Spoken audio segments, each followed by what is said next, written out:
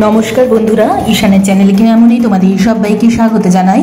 আজকে শুভ মহা অষ্টমী, আর এই অষ্টমীর পুজো দেওয়ার জন্য সকাল সকাল স্নান করে রেডি হয়ে নিয়েছি।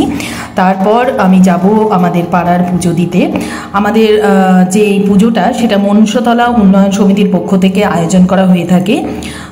এই পুজোয় অনেক নিষ্ঠা ভরে পুজো করা হয় এবং সাবেকিয়ানায় পুজো করা হয়। তাই এই পুজোটা আমার অনেক বেশি কাছের, অনেক বেশি মনের এবং অনেক বেশি পছন্দের।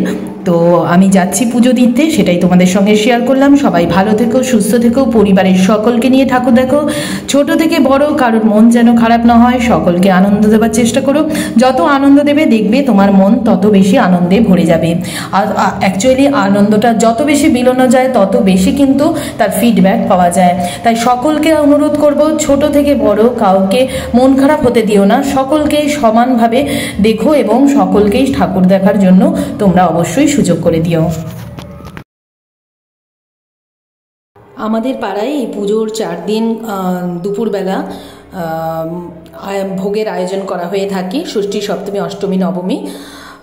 আজকে মহা অষ্টমীর পুজোর আয়োজন চলছে, সঙ্গে সঙ্গে ভোগেরও আয়োজন চলছে, সেটাই তোমাদের সঙ্গে শেয়ার করলাম।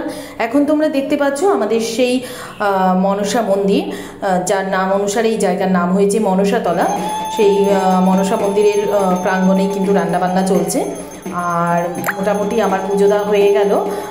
এরপর 9:30টায় পুষ্পাঞ্জলি হবে, তখনই আসবো পুষ্পাঞ্জলি দিতে। তো আজকের মতো এখানেই বিদায় নিচ্ছি, টাটা।